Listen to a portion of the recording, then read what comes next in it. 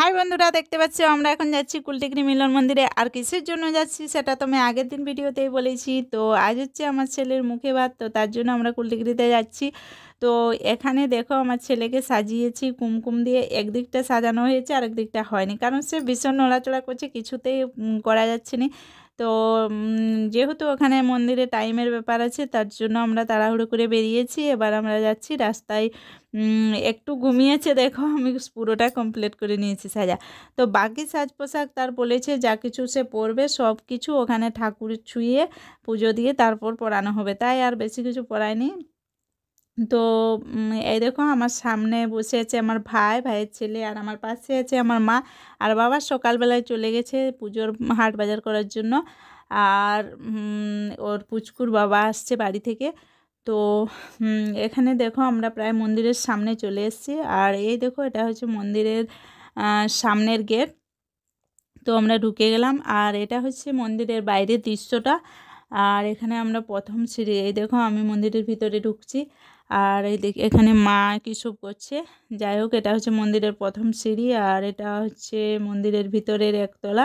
আর এখানে দেখো চারপাশে বিভিন্ন রকমের ঠাকুর রয়েছে, ঠাকুরের মূর্তি রয়েছে দেওয়ালে।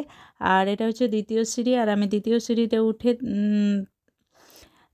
দোতলায় উঠে ভিতরের রুমে রাধাকৃষ্ণের মূর্তি রয়েছে আর ওঙ্কার ভগবানের মূর্তি রয়েছে। তো এখানেই বামুন ঠাকুর পুজো করবে। তো যাই হোক, এদিকে আমি মা মেয়ে দুজনে মিলে ফলগুলো কেটে নিচ্ছি।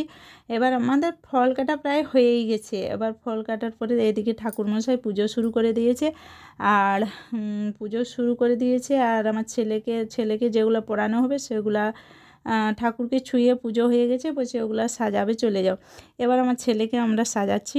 তো দেখো আমার ছেলেকে সাজাচ্ছি, কি সুন্দর লাগছে। কেমন লাগছে বলো, আমাকে তো খুব কিউট লাগছে। তো যাই হোক, আমার ছেলে সাজানো হয়ে গেছে। এবার ঠাকুরমশাই বলছে ফুল জল খাইয়ে আশীর্বাদ করবে। তো ফুল জল খাইয়েছে, তো ওর মুখে দিয়েছে ফুল জল। ও কিভাবে চিবাচ্ছে দেখো, আর সব কিছু ভুলে গেছে, শুধু চিবাচ্ছে তো চিবাচ্ছে। ঠাকুরমশাই আশীর্বাদ করলো, আশীর্বাদ করার পরে বলছে হাত দিবে থালায়। সে আর সেই চিবানোয় এত ব্যস্ত যে সে আর হাতেই দিচ্ছে না থালায়। তো যাই হোক, মোটামুটি কোনো রকম করে একটু ছুঁয়ে দিয়েছে, তখন ঠাকুরমশাই বলছে ব্যাস হয়ে গেছে। তো এবার ঠাকুরমশাই খাইয়ে দিল, খাইয়ে দেওয়ার পরে এখন তার মামাকে বলছে তোমাকে খাওয়াতে হবে। তা ওর মামা খাওয়াচ্ছে, দেখো কীরকম খাচ্ছে দেখো। খুব সুন্দর তুকুল তাকাল করে খাচ্ছে। তারপর ওর মামার খাওয়ানো হয়ে গেল, এবার ওর দিদিমা খাওয়াবে। তো এই দেখো ওর দিদিমা খাওয়াচ্ছে। তো খাওয়ানোর সময় আমাকে বলছে তোর মাকে নাকি দেখতে নেই। তো যাই হোক, আমি দূরে চলে গেছিলাম, ভিডিওটা ওর বাবা করেছে। তো